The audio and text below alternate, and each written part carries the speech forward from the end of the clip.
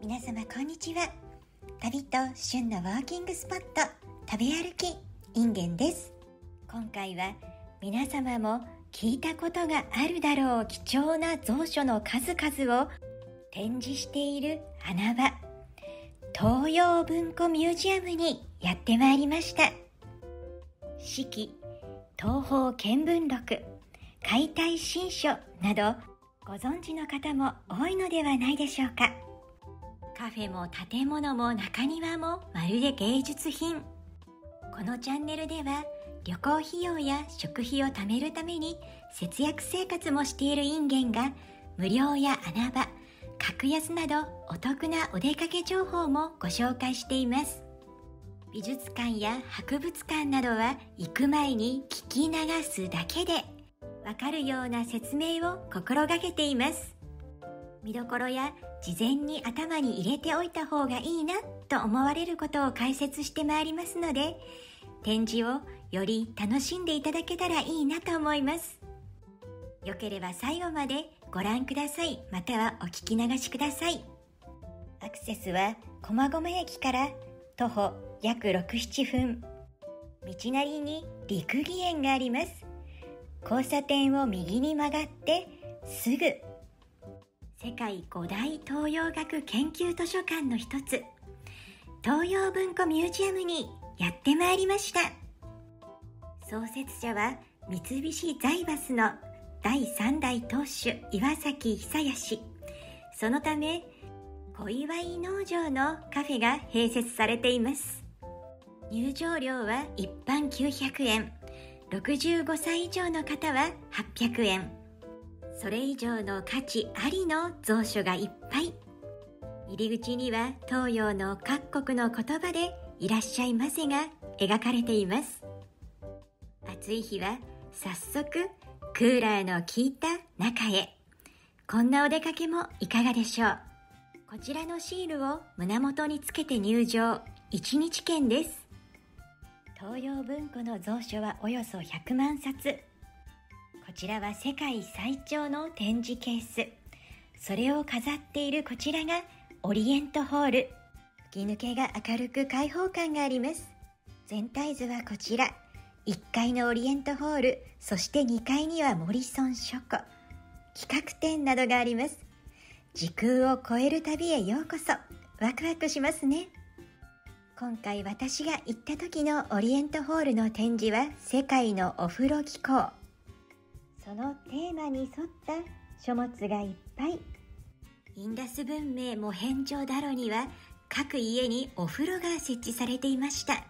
古代ローマ帝国ポンペイ遺跡の公衆浴場について書かれた本も。常設展示として壁には大きな江戸大絵図と公会堂王妃拓本もかけられています。詳しく知りたい方はこちらのタッチパネルで自由に確認することができます。美しい中にはシーボルトガルテンも見えます。後ほど詳しく解説しますね。ベンチも広く涼しい場所で一日楽しむことができますよ。まずはこちらで目録をいただきます。では案内表示通り、さあ時空を超える本の旅へと出発しましょう。2階に登ると東洋文庫ミュージアムの代表スポット、モリソン書庫があります。オーストラリア人 G.E. モリソン博士から岩崎久彌が購入した24,000点のコレクション。別名日本一美しい本棚とも呼ばれています。じゃーん、いかがでしょうか。高さは9メートル、横幅は約6メートルの書架3本に収められた本はすべて実物。モリソン氏が約20年間かけて収集したコレクション。現在の価値では約70億円にもなると言われています。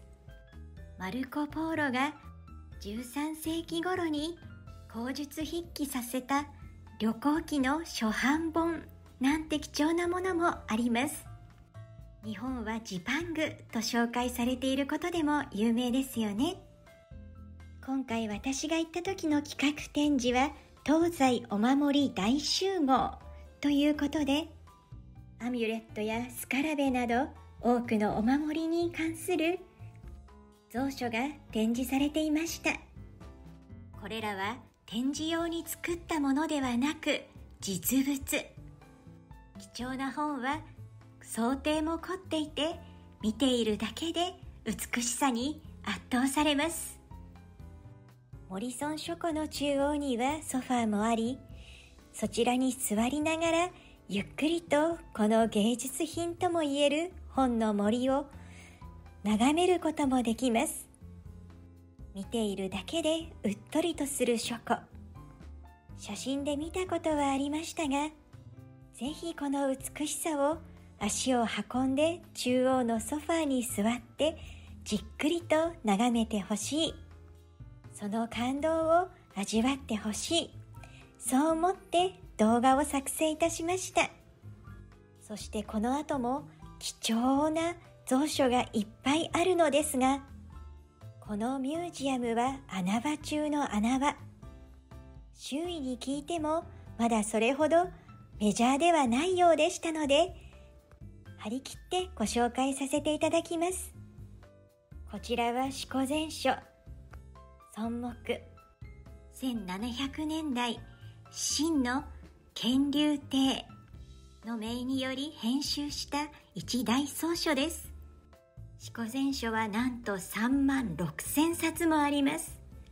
4,000人もの学者が約10年の歳月をかけて完成されました。現在残っているのは4セットほど。北京の中国国家図書館などにあるそうです。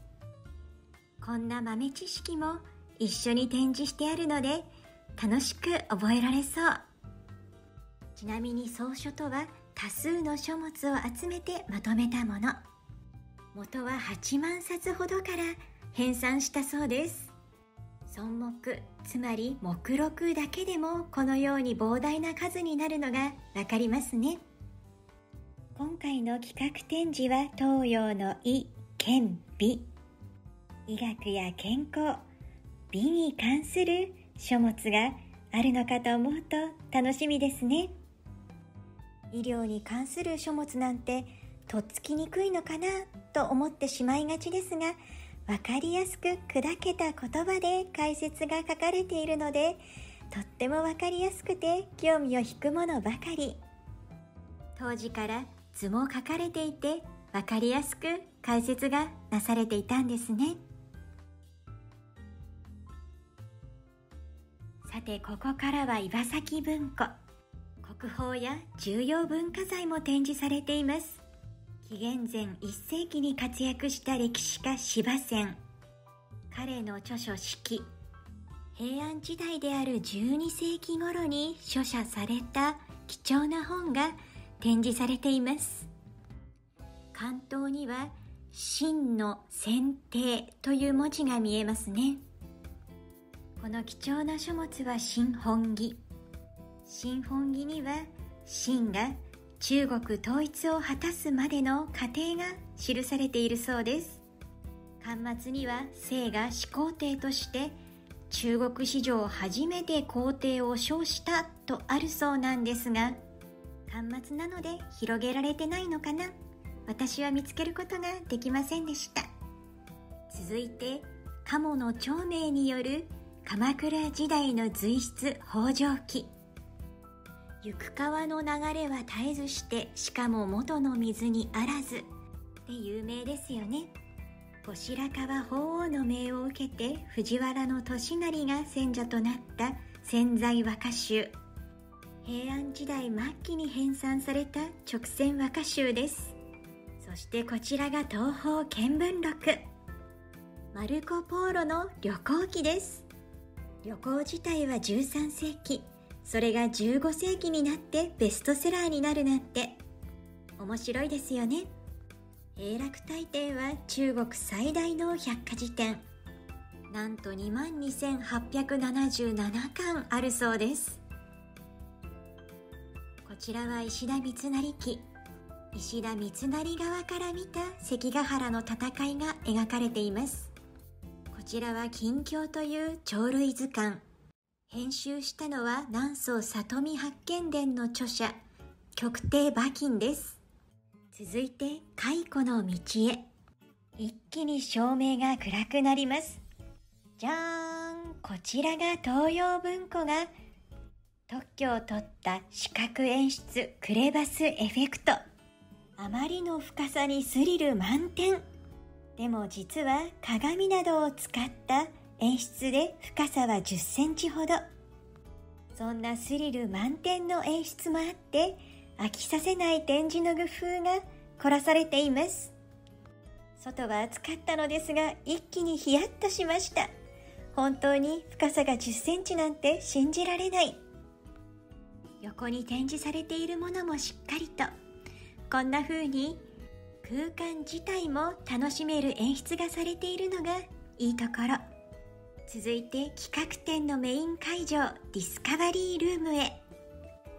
ここにも貴重な蔵書がずらり。今回のテーマは東洋の医剣美でしたね。体育の蔵書は図説を見ているだけで楽しくなってしまいます。体育の研究、入浴の効能など昔から人類は健康に興味があったんですね。そしてこちらは翡翠でできた美顔ローラー。さらに江戸買い物一人案内としてお店の名前を記したガイドブックも。薬屋さんの表示が多いのは医者にかかるのは高かったからなんですって。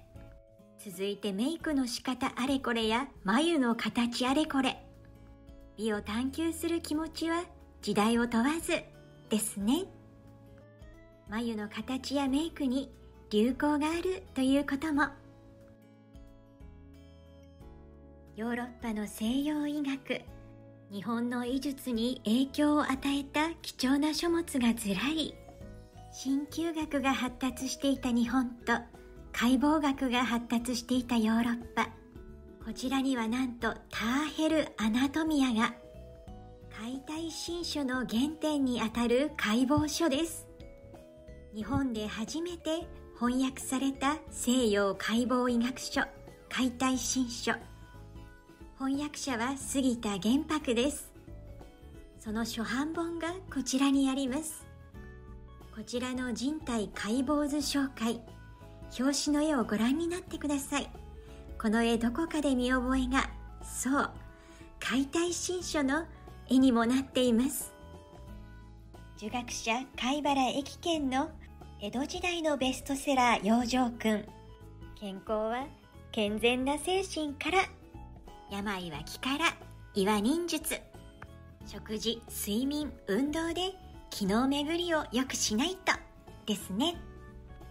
鍼灸にまつわる本や法医学に関する周辺の書物もこちらに展示されていました。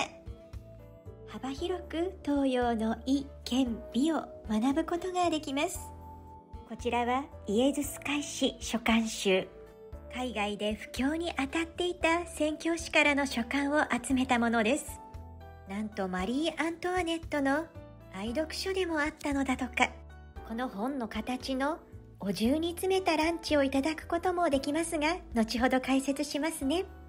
さて、2階を一周するとモリソン文庫へ戻ってきます。実は地域別に分類されています。こちらは大型本のコーナー。実際に見ると本当に大きいですよ。隣の本と比較してみてください。地域別、こちらはインディア。美しさに感動した後は地域ごとの特性も楽しんでみてくださいね。エレベーターもありますが、今回は気をつけながら階段で降りることといたします。貴重な書物だけでも見どころいっぱいなのですが、実は東洋文庫ミュージアムは書物以外にも見どころがあるんです。それでは早速外に出てみましょう。庭園、オリエントカフェ、そして知恵の小道。オリエントカフェに向かうこちらのまっすぐな小道には、アジアの名言が展示されています。白い字でアジアの各国の言葉が描かれ、その下には黒くしっかりと日本語で翻訳も書かれていますのでご安心を。答え合わせをしながら歩くのも楽しい小道です。新緑の季節、この小道はまるでアクアリウムの中を歩いているみたい。緑の木々の美しさにワクワクするような小道です。この突き当たりがオリエントカフェ。三菱財閥の岩崎氏といえば、そう、小祝農場の経営です。味はお墨付き。メニューはマルコポーロセット、エカチェリーナセットなどワクワクするネーミングが付けられています。人気なのは先ほど申し上げたマリー・アントワネット。なんと1日10食の限定。なんとブック型のお重に食事が詰められたランチです。そのお重の本は、そう、マリー・アントワネットの愛読書、イエズス会誌書簡集。そう思うと本がもう美味しそうなお弁当箱にしか見えなくなってきてしまいました。いけませんいけません。小祝農場のお肉や卵、チーズやミルクなのでどれもとっても美味しいんです。ただし大人気すぎて満席になることもあるのでご注意を。気持ちいい中庭を眺めながらお食事をすることもできます。こちらはシーボルトガルテン。シーボルトが日本植物誌で紹介した花々が植えられています。彼が名付けたアジサイの名前オタクサは、彼の日本人の妻であるおたきさんから付けたものと言われています。園内には貴重な蔵書を思わせる楽しいスポットがいっぱい。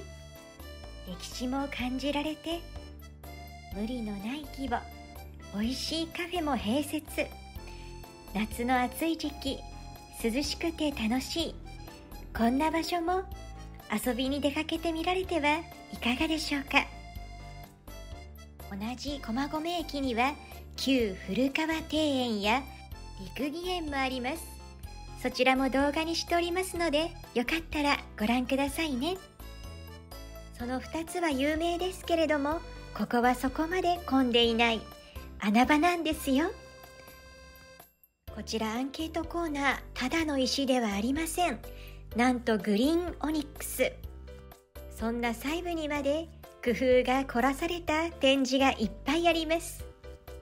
そしてお土産コーナーもミュージアムショップとは思えない充実した品揃え。小祝農場のクッキーやフロランタンがとっても美味しそう。そして小祝農場のカレーも見ても楽しい、歴史も学べる、食べても美味しいミュージアムだったりします。そうそう、食べ物ばかりではなく、書庫に来たのならしおりもですね。さて皆様、今回もお楽しみいただけましたでしょうか。このチャンネルでは見どころや食材をより楽しめるように解説を加えたり、行く前に聞き流すだけで見どころが把握できるような説明を心がけています。そうそう、壁には花の模様や東洋文庫の文字も刻まれているので、出る時まで見どころを忘れずに。お出かけや旬の穴場スポット、無料お得情報などもご紹介しています。少しでも休日の過ごし方のお役に立てれば嬉しいです。よければチャンネル登録、いいね、コメントをいただけたら励みになります。帰りに六義園に寄られる方はこの通りを曲がってくださいね。暑い日が続きますので、お出かけの際は水分補給を忘れずに。よかったらまた来てくださいね。